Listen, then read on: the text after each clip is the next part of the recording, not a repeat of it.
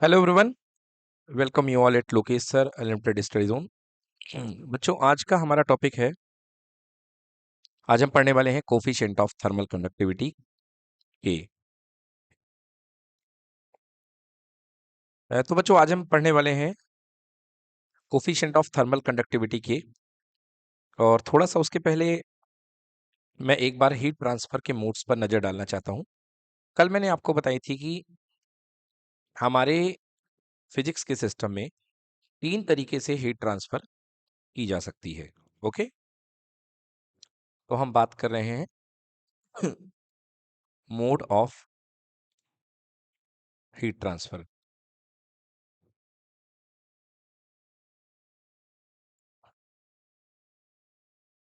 Heat transfer, तो बच्चों आपने देखा कि हीट ट्रांसफर के कितने तरीके हो सकते हैं।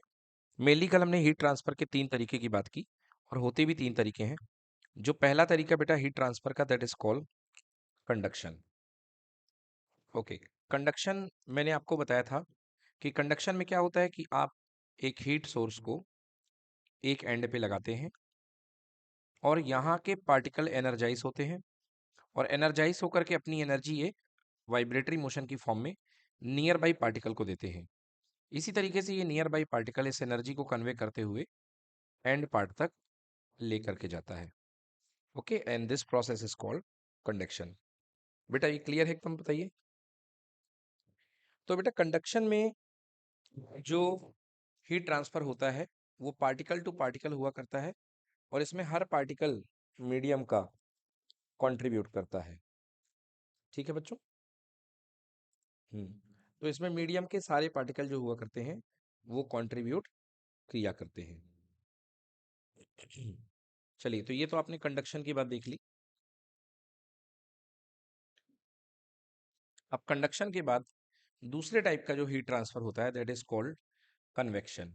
कल इस पे भी हमने बात की थी कि this is second type of heat transfer, that is called convection. Okay, साथ ही साथ डेफिनेशन देखते जाते हैं हम कंडक्शन की और कन्वेक्शन की। What is conduction? The process in which heat is transmitted from one part of a body to another at lower temperature through the molecular collision without any actual flow of matter.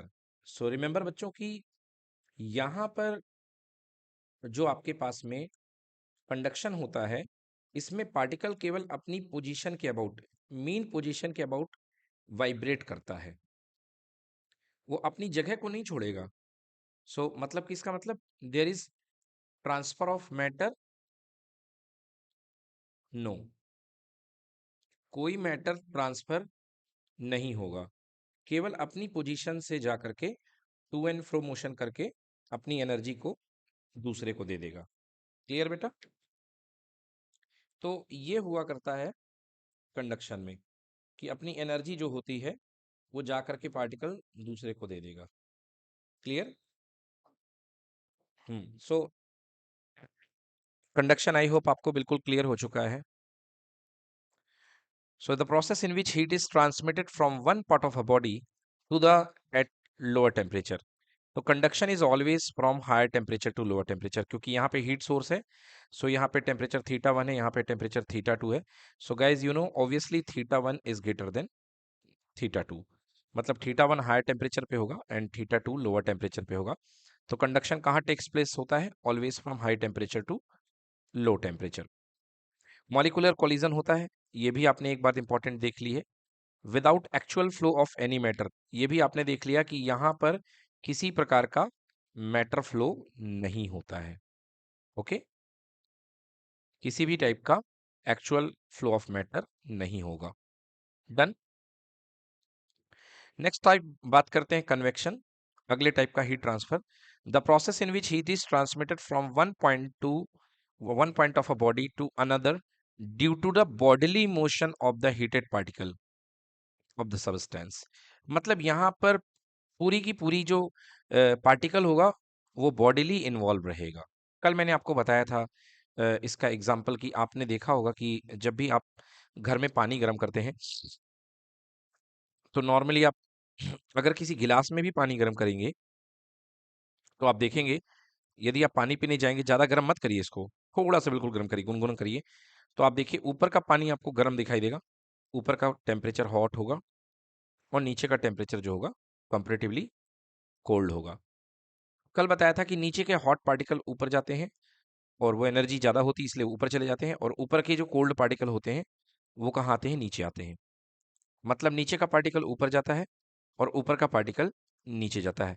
तो particle अपने मास को लेकर के, matter को लेकर के जाते हैं, ठीक ना। सो दैट्स वाई हम ये कह रहे थे यहाँ पे, एक हमने टर्म यूज किया बॉडीली।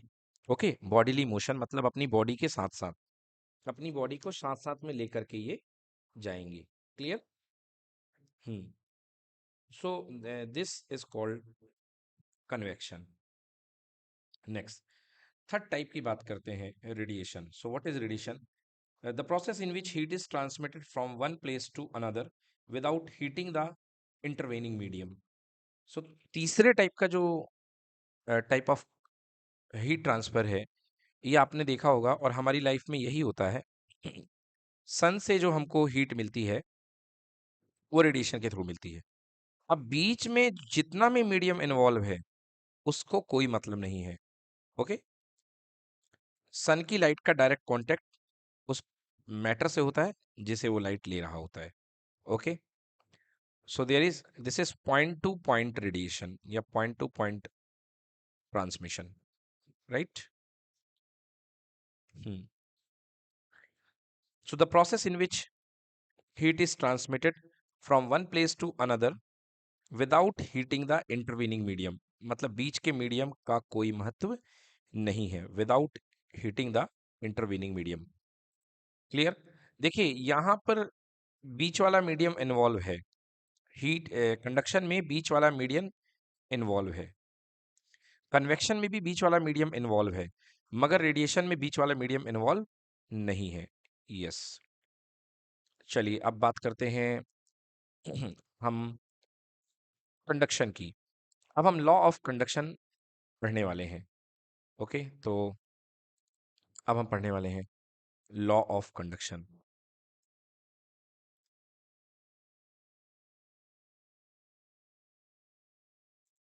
तो लॉ ऑफ कंडक्शन को समझने के पहले आप एक कंडक्टिंग रॉड ले लीजिए। ये एक कंडक्टिंग रॉड है किसी मेटल की। ओके, मैं कॉपर की रॉड ले लेता हूँ इसको। कॉपर ब्राउन कलर का होता है, तो मैं एक ब्राउन कलर की रॉड यहाँ पे बनाता हूँ।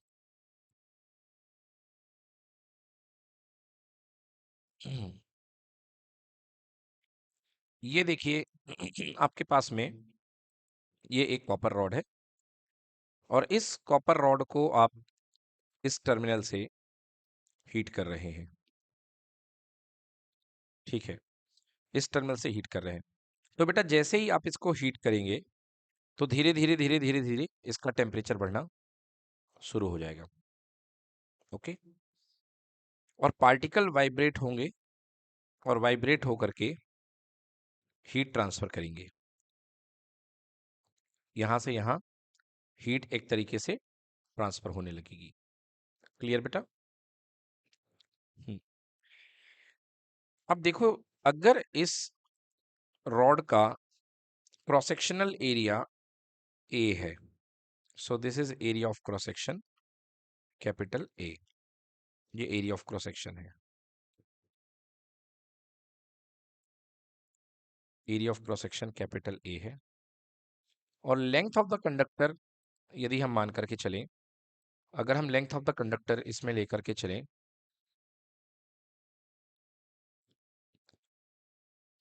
एल या एक्स ले लिया गया है यहाँ पे एक्स हम लेंथ ऑफ कंडक्टर लेकर के चला गया यहाँ पे एक्स।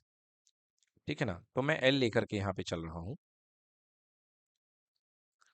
अगर एल लेंथ ऑफ कंडक्टर है, ठीक है बच्चों, तो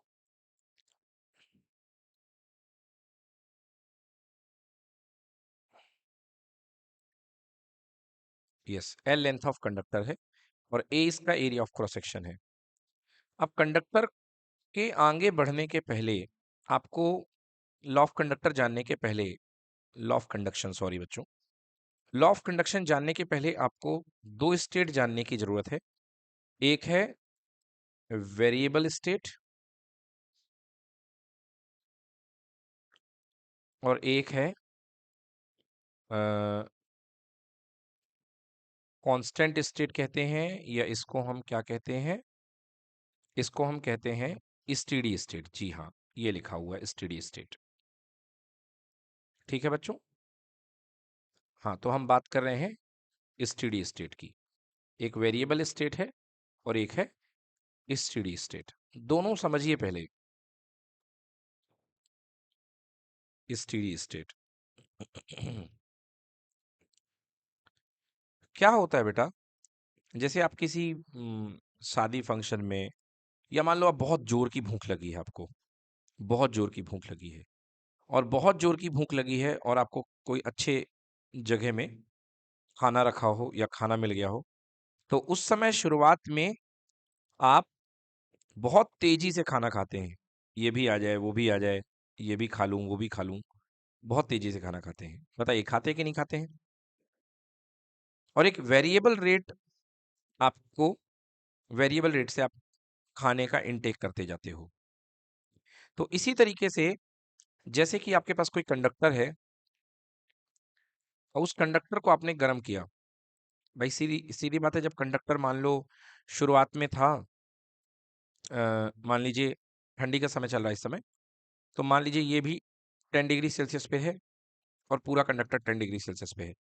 अब आपने यहाँ पे एकदम से हीट लगा दी, और हीटिंग जो यहाँ पे मिल रही है, जो यहाँ पे आग जल रही है, फॉर एग्जाम्पल मान लीजिए इसका टेम्परेचर है 150 डिग्री सेल्सियस। हालांकि ज़्यादा ही होगा, फिर भी मैं मान लेता हूँ, चलो 150, 300 मान लो। ठीक है बच्चों। अब आप देखिए, आपका थीटा 1 इस पॉइंट पे 300 है, और थीटा 2 इस पॉइंट पे जो है वो कितना है बेटा, 100 है। क्लियर कि नॉट क्लियर? अब हीट ट्रांसमिट कैसे करेगी?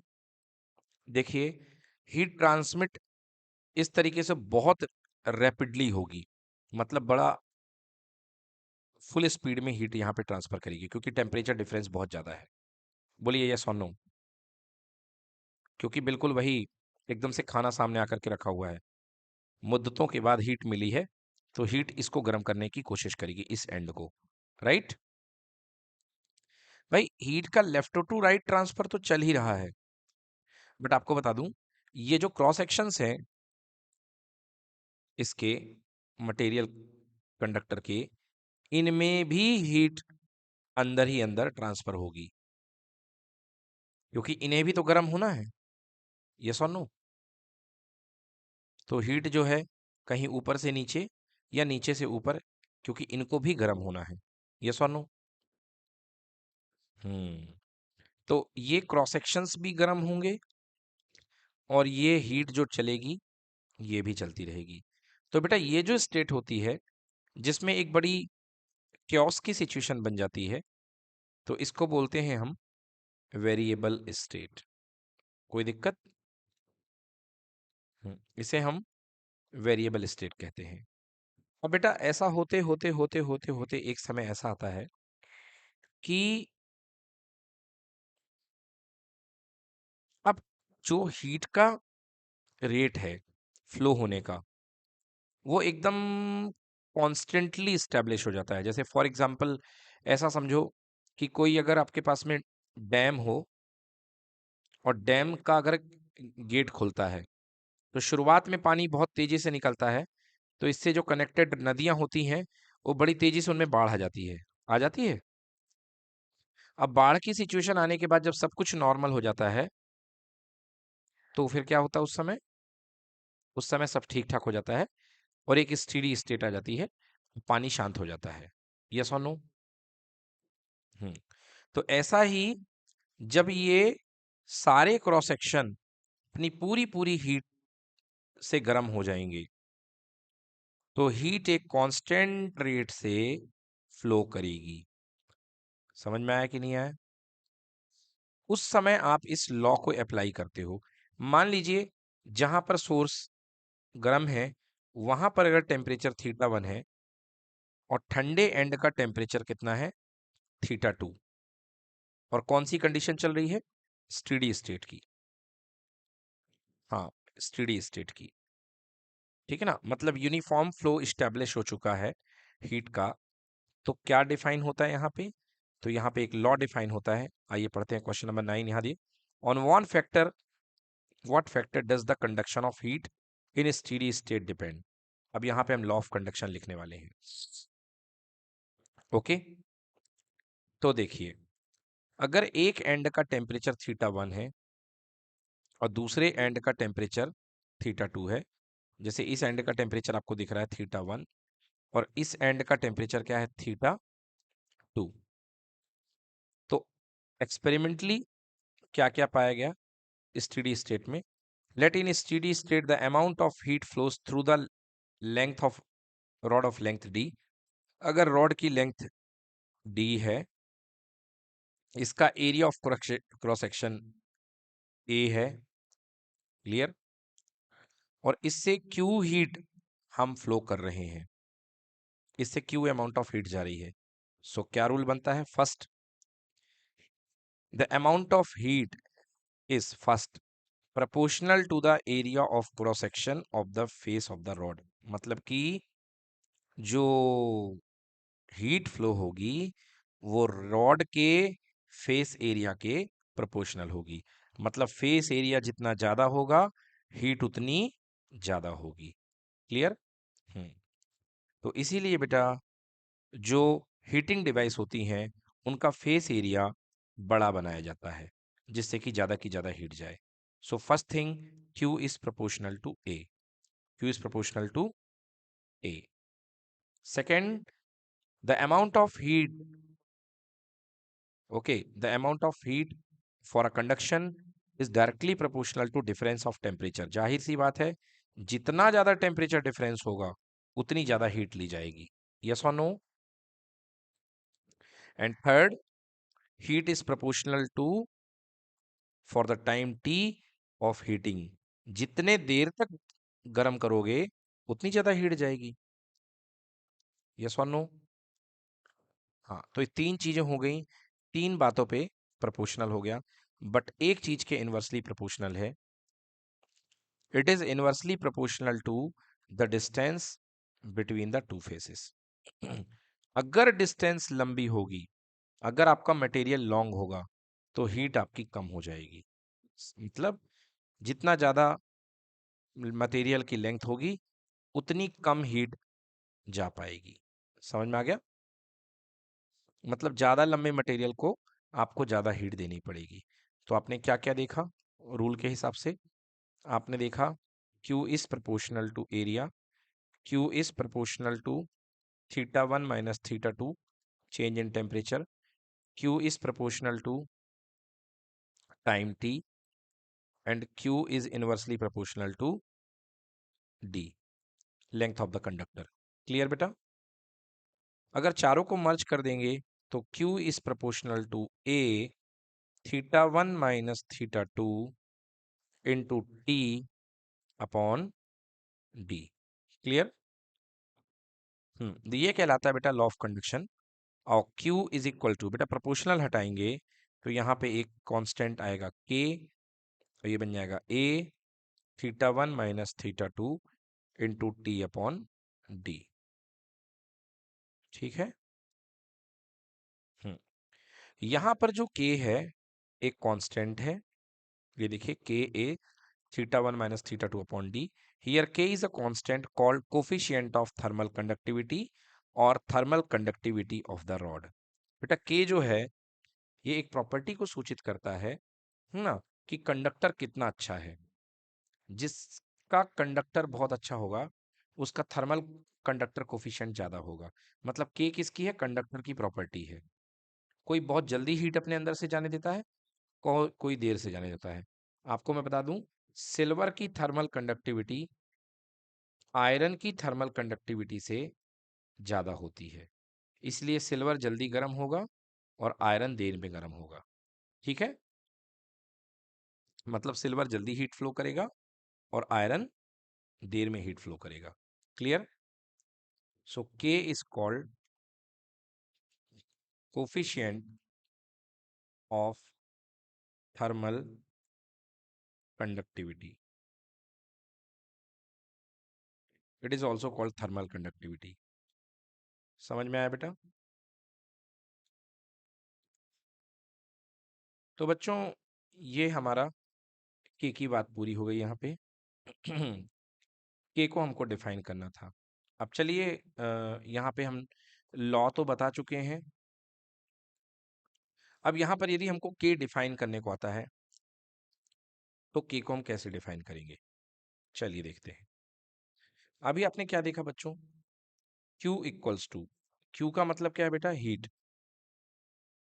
Equals to K A theta one minus theta to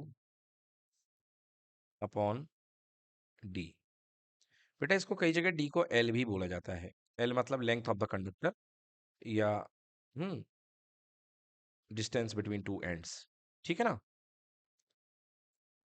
के और यहाँ पे ऊपर टी होता है, ठीक है ना। तो ये आपने सब कुछ बना लिया। देखो बेटा क्यू का मतलब क्या है, हीट है। अगर मैं टी को नीचे ले जाऊं, अगर मैं टी को नीचे ले जाऊं तो बेटा ये क्या बन जाएगा, ये बन जाएगा K A theta one minus theta two upon L. बेटा Q अपॉन T को आप क्या कह सकते हो, amount of heat flow per second, heat flow per second, ठीक है ना। तो ये हीट फ्लो पर सेकेंड कहलाएगा, कहलाएगा कि नहीं कहलाएगा। और क्या हम इसी को रेट ऑफ हीट फ्लो बोल सकते हैं, rate of heat flow. Clear. बेटा आपने देखा है कि 10th क्लास में आपने पढ़ा था I is equals to charge per unit time, that is what, rate of charge flow, rate of flow of charge, yes और no, rate of flow of charge, जिसे आप क्या कहते थे, थर्मल सॉरी इलेक्ट्रिक करंट। क्या कहते थे बेटा, कहते थे कि नहीं कहते थे बच्चों, इलेक्ट्रिक करंट कहते थे। आज यहाँ पे फिर से वही स्थिति आ गई है, बट यहाँ पे क्यू की जगह चार्ज था और यहाँ पर इस क्यू की जगह क्या है, हीट फ्लो हो रही है। क्या फ्लो हो रही है, हीट फ्लो। क्लियर। तो बेटा Q अपॉन टी कहलाती है थर्मल करंट। क्या कहलाती है बेटा, थर्मल करंट। मतलब this is Q is amount of energy, है ना। और एनर्जी जो ट्रांसफॉर्मेबल फॉर्म में होती है उसी को हम बोलते हैं हीट।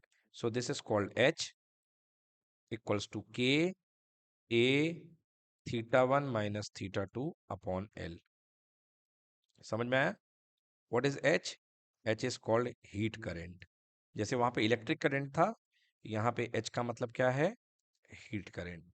समझ में आया कि नहीं आया। H equals to Q upon T, ठीक है बेटा। H is equals to Q upon T. Clear हो गया। सो व्हाट इज क्यू, क्या है यहाँ पे, हीट क्या है ना, हीट है यहाँ पे क्यू का मतलब, हीट पर यूनिट टाइम। इसी को हम रेट ऑफ हीट फ्लो भी बोलते हैं। डन बच्चों। तो ये आ चुका है हमारे पास H equals to K A theta one minus theta two upon L, ठीक है बच्चों। देखिए heat current equal to K A theta one minus theta two upon length L, right. H का मतलब यहाँ पे क्या है, एच का मतलब है हीट करंट, या इसी को बोलते हैं रेट ऑफ हीट फ्लो। बोलते हैं कि नहीं बोलते।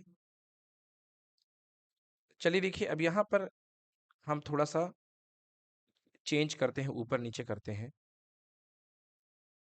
तो हम इसको लिख सकते हैं H equals to theta one minus theta to.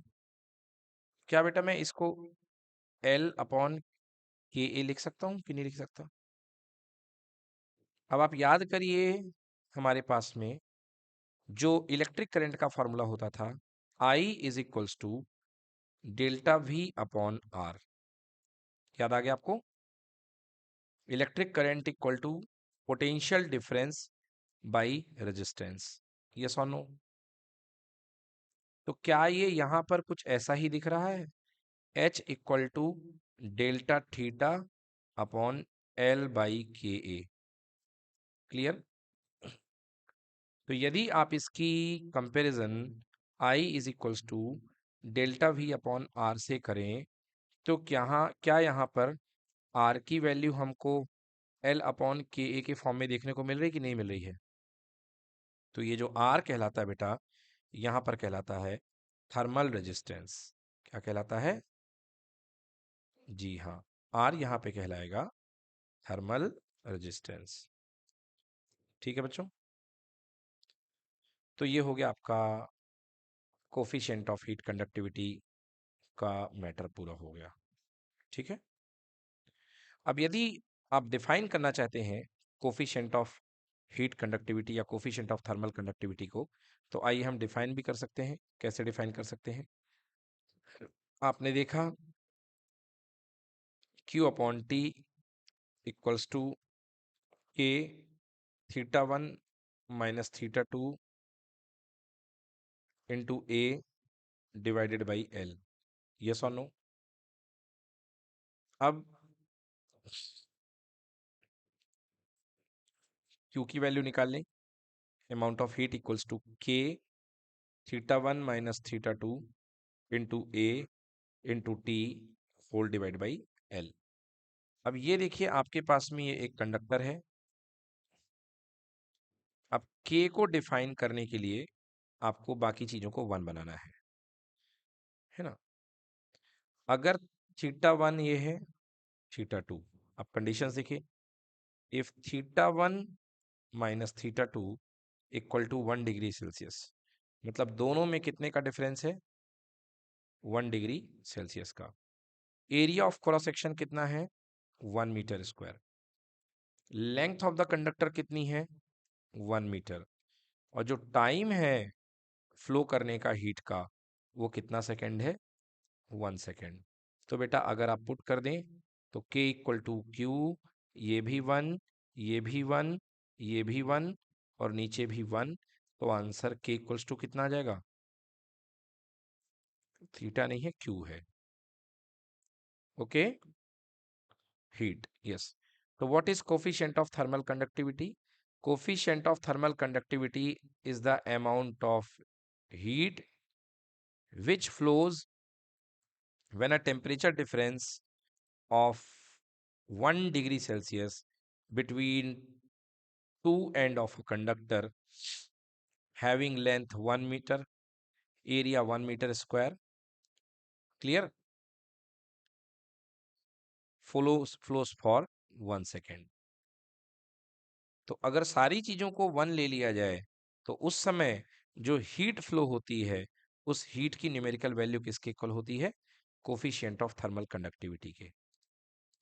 Clear हुआ कि नहीं हुआ? चलिए, so this is guys coefficient of thermal conductivity. चलिए आइए देखते हैं what is coefficient of thermal conductivity यहाँ पे। So the quantity of heat that flows per unit time through a unit cube of the material when it opposite faces are kept at a temperature difference of 1 degree. अब आप कहेंगे sir ये ऐसा क्यों लिखा गया है? तो आइए मैं आपको एक्सप्लेन करता हूँ।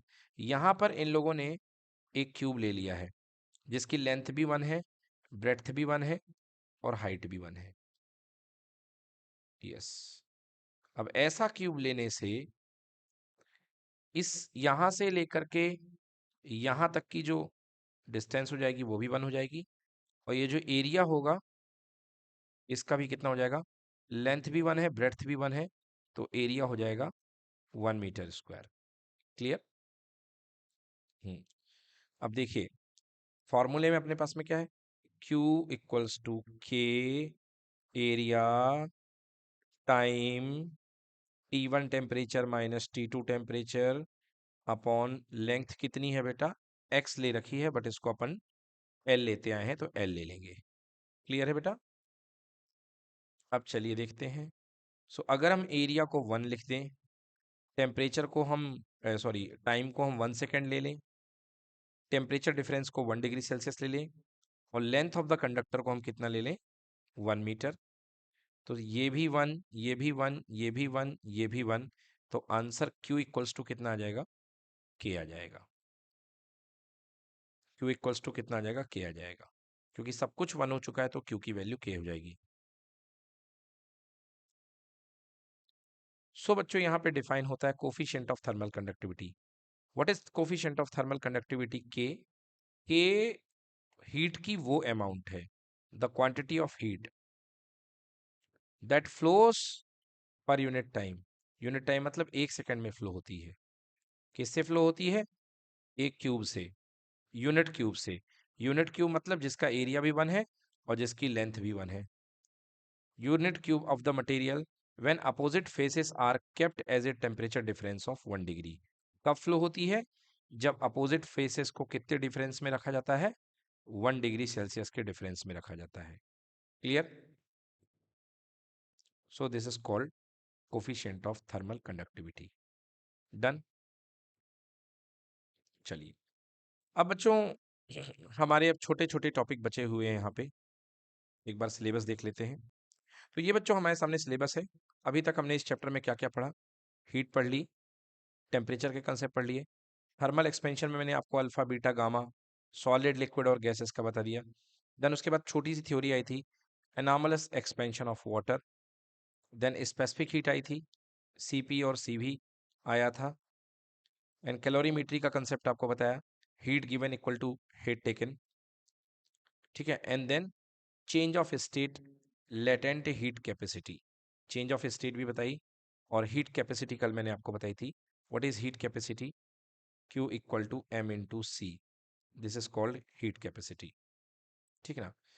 अच्छा, स्पेसिफिक हीट कैपेसिटी में दो चीजें आई हैं, सीपी और सीवी। मैं इनके बारे में आपको जानकारी दे देता हूँ, क्योंकि कल मैंने आपको केवल स्पेसिफिक हीट बताई थी। ठीक है, अब हम आपको सीपी और सीवी के बारे में थोड़ी सी डिटेल दे देते हैं।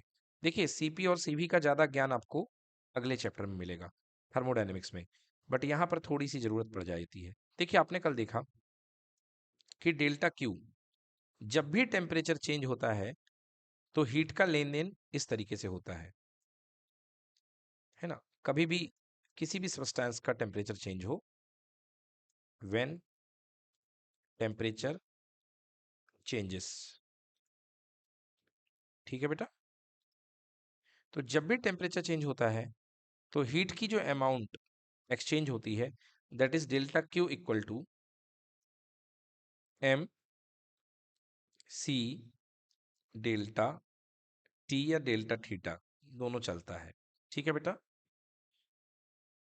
M C delta theta. Small C use करते हैं तो इसका मतलब आप सॉलिड और लिक्विड के लिए यूज करते हैं, मतलब ग्राम स्पेसिफिक हीट। और अगर कैपिटल सी यूज करते हैं, इसका मतलब मोलर स्पेसिफिक हीट। ठीक है? तो देखिए यहाँ पे सी की वैल्यू निकालूं तो स्मॉल सी इक्वल टू, क्योंकि मास चल रहा है मतलब स्मॉल सी ही चलेगा यहाँ पे, तो small C equal to delta Q upon M into delta theta. Clear है बेटा? ये इसको delta Q change of heat upon per unit mass per degree change in temperature, ऐसा लिखा जा सकता है। अब ये जो प्रोसेस है हीट एक्सचेंज की, ये दो तरीके से हो सकती है। अगर ये प्रोसेस एट कांस्टेंट प्रेशर हो, अगर हीट एक्सचेंज कांस्टेंट प्रेशर के अंदर हो, मतलब कौन सी प्रोसेस? Isobaric process. हाँ, क्योंकि अगर कांस्टेंट प्रेशर की प्रोसेस को बोलते हैं तो आइसोबैरिक प्रोसेस, तो बेटा ये कहलाएगा CP. And CP is equal to delta theta M into delta T. ठीक है? और यही प्रोसेस अगर कांस्टेंट वॉल्यूम के सीन में हो तो इसको हम बोलते हैं आइसोकोरिक प्रोसेस। क्लियर है बच्चों? सो बेटा ये कहलाएगा CV, and CV is equal to again delta Q upon M delta T। बेटा दोनों का फॉर्मूला एक है, मगर दोनों प्रोसेस अलग अलग तरीके से होंगी। एक में कांस्टेंट प्रेशर है, एक में कांस्टेंट वॉल्यूम है। ठीक है ना? और अभी मैं आपको थर्मोडायनेमिक्स में पढ़ाऊंगा गैस के लिए Cp minus CV equal to R। हाँ, मेयर्स फॉर्मूला, इसको हम डिराइव भी करवाएंगे। हाँ, सब कुछ बन जाता है, डिग्री ऑफ फ्रीडम से भी इसका रिलेशनशिप बनती है। चलिए, तो ये देख लिया आपने। अब हम आते हैं अपने टॉपिक की ओर। तो अब इसके बाद सिलेबस में हमारे हीट ट्रांसफर कंडक्शन आपको पढ़ा दिया, कन्वेक्शन एंड रेडिएशन की थ्योरी बता दी, थर्मल कंडक्टिविटी आपको बता दी, यही जो भी हमने पढ़ा है आपको, capital K coefficient of thermal conductivity या थर्मल कंडक्टिविटी, दोनों एक ही चीज है। अब देखिए qualitative ideas of black body radiation, Wien's displacement and Stefan's law. Qualitative मतलब बेटा केवल हमको इन चीजों तीनों में डेफिनेशंस ज्यादा देखनी है, ठीक है ना? और तीनों चीजें हमें देखनी है। Qualitative ideas of black body radiation, फिर दो लॉ हमने पढ़ने हैं, एक वीन्स का डिस्प्लेसमेंट लॉ है और एक स्टीफन्स का लॉ है। ये थोड़ी सी याद करने वाली चीजें हैं, ये चीजें थोड़ी सी रटने वाली हैं। आइए तो रटने वाली चीजों को पढ़ना शुरू करते हैं। देखिए सबसे पहला लॉ है black body radiation. Clear? Black body किसे कहा जाता है? ब्लैक बॉडी क्या होती है फिजिक्स की नज़र में? एक ब्लैक बॉडी क्या होती है फिजिक्स की नज़र में? एक ब्लैक बॉडी होती है, एक ब्लैक बॉडी कुछ इस तरीके से,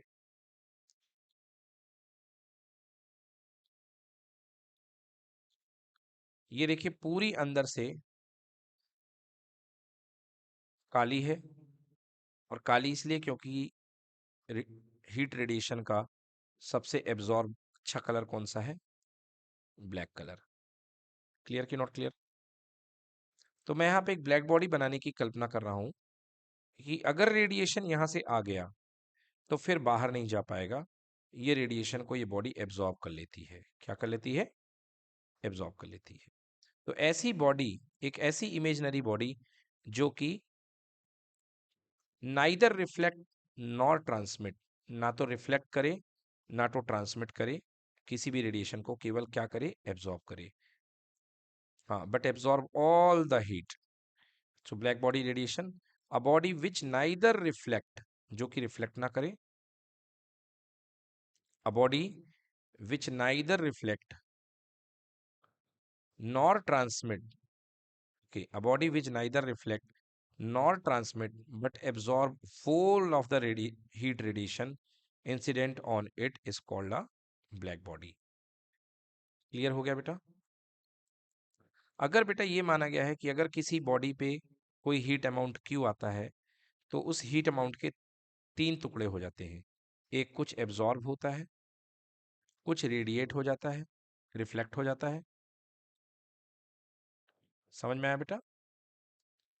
कुछ रिफ्लेक्ट हो जाता है, कुछ एब्जॉर्ब हो जाता है, ठीक ना? जैसे यहाँ के लिखा हुआ है कि विच नाइदर रिफ्लेक्ट नॉट ट्रांसमिट, और कुछ क्या हो जाता है? ट्रांसमिट हो जाता है।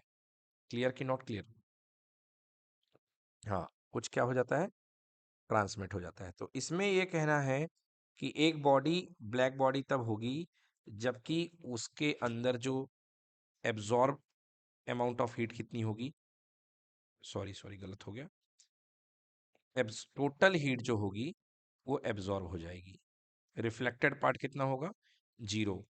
और ट्रांसमिटेड पार्ट कितना होगा? जीरो। सो अगर किसी बॉडी को दी गई टोटल हीट उसमें एब्जॉर्ब हो जाती है तो इसको हम बोलते हैं कौन सी बॉडी? Black body. ठीक है, इसको हम बोलते हैं ब्लैक बॉडी।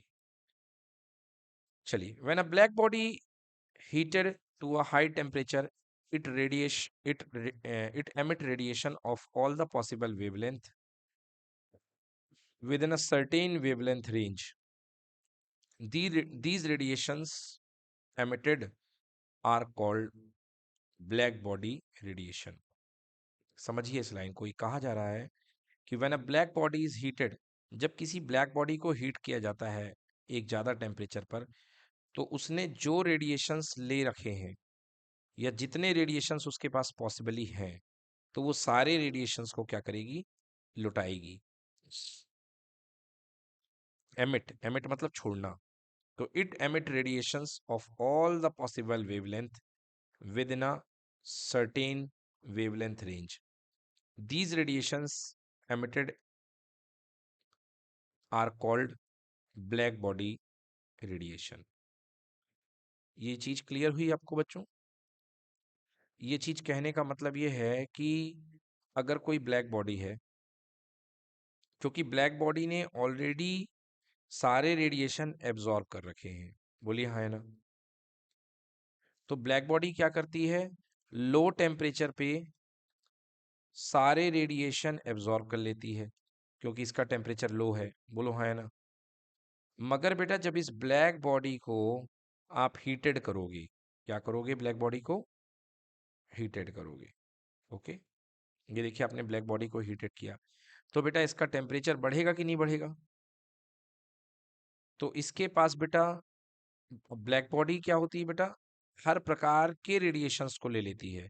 जब ये हर प्रकार के रेडिएशंस को ले लेगी, मतलब ये हर तरीके की वेवलेंथ को ले लेगी, तो जब इसको गर्म करोगे तो ये सब तरीके की वेवलेंथ को एमिट करेगी कि नहीं करेगी? तो मतलब जो पहले ब्लैक बॉडी लो टेम्परेचर पे सारे रेडिएशन को एब्जॉर्ब कर रही थी, अब ये हाई टेम्परेचर पे सारे रेडिएशंस को क्या करेगी, एमिट करेगी। यस और no? This is called black body emission, ये ब्लैक बॉडी रेडिएशन। क्लियर? चलिए, तो ये हो गया बेटा ब्लैक बॉडी से रिलेटेड बात। अब हम देखते हैं कि वीन्स डिस्प्लेसमेंट लॉ क्या होता है, ठीक है ना? वीन्स डिस्प्लेसमेंट लॉ, तो वीन्स डिस्प्लेसमेंट लॉ कहता है, it states that the wavelength lambda maximum corresponding to which the energy emitted by a perfectly black body is maximum is inversely proportional to the absolute temperature of the black body। देखिए यहां पर यह कहा जा रहा है कि जो मैक्सिमम वेवलेंथ होगी ब्लैक बॉडी एमिशन के दौरान, ड्यूरिंग ब्लैक बॉडी एमिशन या during black body radiation, the maximum wavelength radiated is inversely proportional to the temperature of the black body। ठीक है, पढ़िए इसको। एब्सोल्यूट टेम्परेचर का मतलब टेम्परेचर इन केल्विन, कहीं भी एब्सोल्यूट टेम्परेचर आ जाए मतलब temperature in kelvin. It states that the wavelength lambda maximum corresponding to which the energy emitted by a perfectly black body is maximum in inversely proportional to the absolute temperature। मतलब बच्चों अगर temperature कम होगा तो ज्यादा wavelength वाली light जो होगी वो एमिट होगी, और अगर टेम्परेचर ज्यादा होगा तो एमिशन के दौरान कम वेवलेंथ वाली लाइट जो होगी वो रेडिएट होगी। समझ में आ रहा है आपको? देखिए इसको हम ऐसे समझ सकते हैं, इसको हम इस तरीके से समझ सकते हैं। देखिए lambda M is inversely proportional to time period आया है, ओ सॉरी टेम्परेचर आया है, यस टेम्परेचर। अगर आप किसी बॉडी का टेम्परेचर नॉर्मल सेंस पे एक चम्मच ले लो, नॉर्मल सेंस पे क्या ले लो, एक आपने स्पून ले लिया है, ठीक ना? मैं आपको सबसे पहले वेवलेंथ का ऑर्डर लिख देता हूँ, विब ग्योर। वेव की ओर। ये देखिए बेटा, वॉयलेट कलर की वेवलेंथ सबसे कम होती है और रेड कलर की वेवलेंथ क्या होती है, सबसे ज्यादा होती है। रेड कलर की वेवलेंथ सबसे ज्यादा होती है, ठीक है ना। तो अगर क्या लिखे रहे, lambda maximum is inversely proportional to temperature. अगर बेटा मैक्सिमम वेवलेंथ एमिट जो हो रही है वो ज्यादा की है, ज्यादा वेवलेंथ मतलब रेड कलर की है, बोले यस और नो। तो बेटा अगर ज्यादा वेवलेंथ रेड कलर की है तो टेम्परेचर क्या होगा बेटा, कम होगा। क्या होगा, कम होगा। अब इसको ऐसे समझो, जब आप बेटा एक चम्मच को गर्म करते हो गैस के ऊपर रख करके, तो बेटा सबसे पहले ये लाल कलर का होता है। किस कलर का होता है गर्म होते होते, लाल कलर का, रेड कलर का। क्योंकि रेड कलर जो है, रेड कलर वेवलेंथ के मामले में सबसे ज्यादा है, और अगर वेवलेंथ सबसे ज्यादा है तो टेम्परेचर क्या होगा, सबसे कम होगा। मतलब कोई चीज लाल होती है तो वो टेम्परेचर उतना ज्यादा नहीं है, वो कम है। अगर बेटा आप इस चम्मच को और गर्म करते जाओ, समझ गए, तो बेटा एक समय आएगा कि ये चम्मच ब्लू हो जाएगा, इंडिगो हो जाएगा, बिल्कुल नीला पड़ जाएगा एकदम। क्लियर, लाल के ऊपर भी ये वॉयलेट कलर का हो जाएगा। समझ जाओ, मतलब वेवलेंथ क्या हो चुकी है, सबसे कम। इसका मतलब टेम्परेचर क्या हुआ है, सबसे ज्यादा। ठीक है ना। तो याद रखिएगा, अगर कोई चीज लाल कलर की दिखे और कोई चीज वॉयलेट कलर की दिखे, तो बताइए सोच करके, ज्यादा टेम्परेचर किसका है, लाल वाले का कि वॉयलेट वाले का। वॉयलेट वाले का टेम्परेचर ज्यादा होगा, क्योंकि वॉयलेट की वेवलेंथ कम है तो टेम्परेचर जो होगा ज्यादा होगा, और रेड का वेवलेंथ ज्यादा है तो टेम्परेचर कम होगा।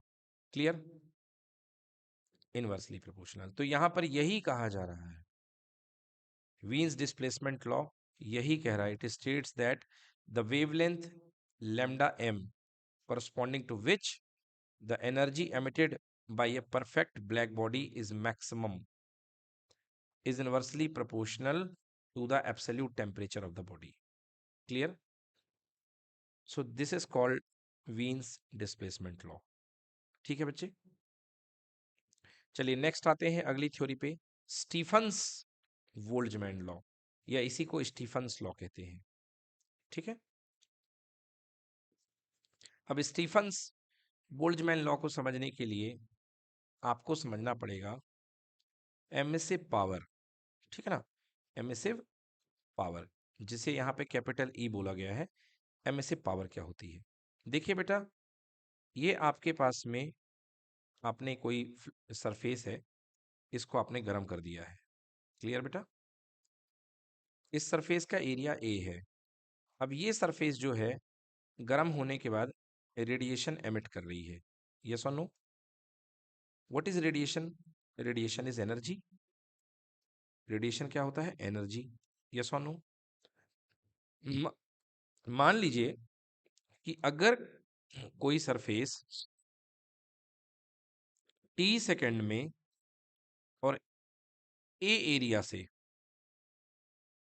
कितने एरिया से, ए एरिया से, अगर कोई सरफेस है जिसका एरिया ए है और टाइम टी है, अगर टाइम टी में ये कितनी हीट रेडिएट करता है, क्यू हीट,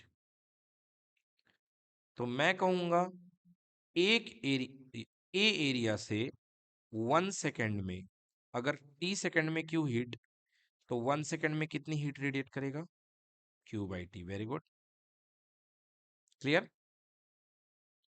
तो 1 मीटर स्क्वायर एरिया या यूनिट एरिया से 1 सेकेंड में कितनी हीट रेडिएट करेगा, Q upon T A. Yes और no, this is called emissive power, this is called emissive power, Q upon T A. Clear, heat per unit second per unit area, amount of heat radiated पर second पर area. Clear बेटा, unit क्या बनेगी, heat को किस में नापेंगे, joule में, joule पर सेकेंड पर मीटर स्क्वायर। क्लियर बेटा? और जूल पर सेकंड को हम क्या बोलते हैं? जूल पर सेकंड को वॉट बोलते हैं, यानी वॉट पर मीटर स्क्वायर। क्लियर की नॉट क्लियर? हम्म। तो बेटा ये क्या कहता है ये लॉ? ये लॉ कहता है कि जो किसी बॉडी होती है उसकी रेडिएटेड एनर्जी जो होती है, एक परफेक्टली ब्लैक बॉडी की, ठीक है ना, उसकी जो रेडिएटेड पावर होती है ना, एम से पावर ई, एम से पावर ई, याद रखिएगा एनर्जी नहीं है, ये एम से पावर है। ये क्या होती है? उस बॉडी के एब्सोल्यूट टेम्परेचर के फोर्थ पावर के प्रोपोर्शनल होती है। क्लियर? सो प्रोपोर्शनल हटाइए, आ जाएगा सिग्मा, सिग्मा टी की power 4। This is called Stefan's law. Sigma क्या है? Sigma is called Stefan constant, Stefan's constant. Clear बेटा? So it states that the total amount of energy radiated per second per unit area, बस ये लिख दिया भाई साहब, total amount of energy radiated पर सेकेंड पर यूनिट एरिया। क्या बोलते हैं इसको? एम से पावर। क्या बोलते हैं? एम से पावर। एम से power means total amount of radiated energy पर unit second per unit area. Clear?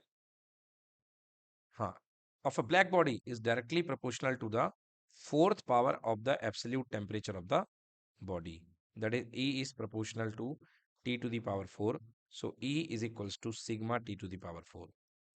Done बेटा? तो इस तरीके से हमारा ये चैप्टर थ्योरेटिकली तो खत्म हो जाता है। अब हमने इसमें आपको काफ़ी सारी चीज़ें पढ़ाई हैं। ये देखिए, स्पेसिफिक हीट कैपेसिटी, इसको सिंपल स्पेसिफिक हीट भी बोलते हैं।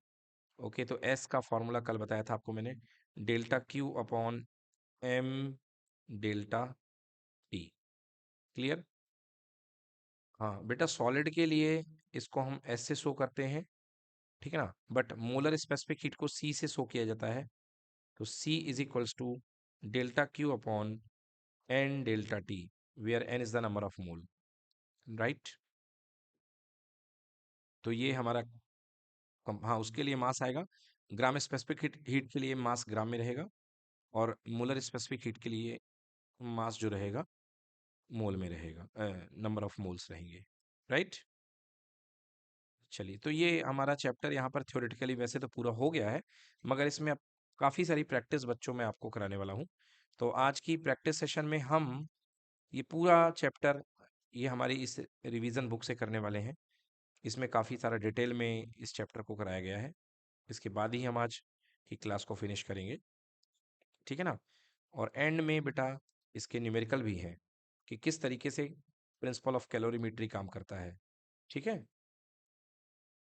ये देखिए, कंडक्शन, कन्वेक्शन, रेडिएशन का डिफरेंस जो काफ़ी एग्जाम में आया हुआ है। दो अगर कंपोजिट सरफेस को जोड़ दिया जाए तो हीट फ्लो कितना हो जाएगा?